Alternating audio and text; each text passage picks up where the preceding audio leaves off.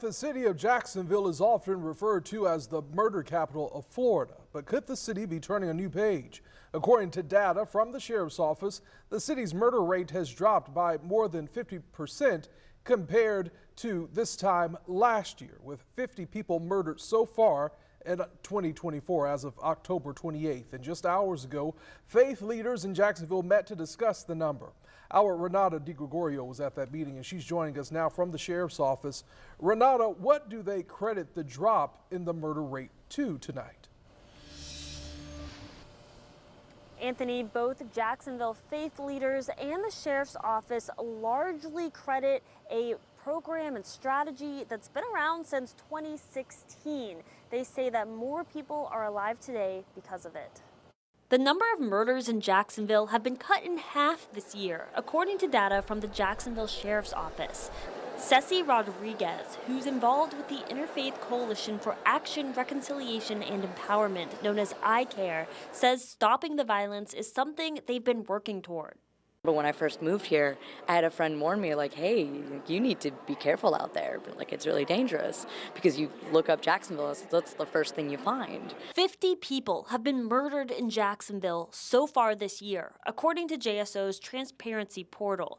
The portal's crime data shows under murder comparison, 101 murders were committed last year between January 1st to October 28th. It shows 122 people were murdered in all of last year.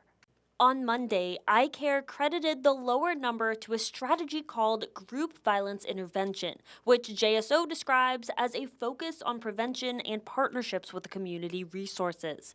ICARE Executive Board member Pastor Adam Gray describes it this way. What you do is you find the people who are most likely to pull the trigger, and you go to them with a collection of community resources and a collection of law enforcement resources, a carrot and a stick, as it were.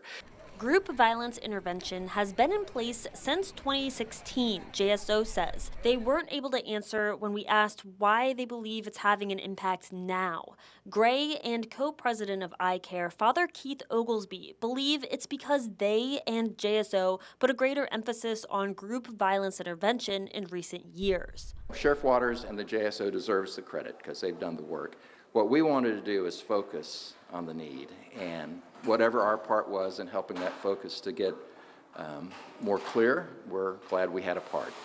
Rodriguez says it feels good to help save lives. I mean, fantastic.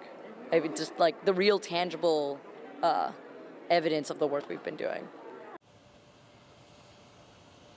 There are still 5 homicides pending classification on JSO's portal. We've linked the portal in this web story on firstcoastnews.com. You can go there to learn more.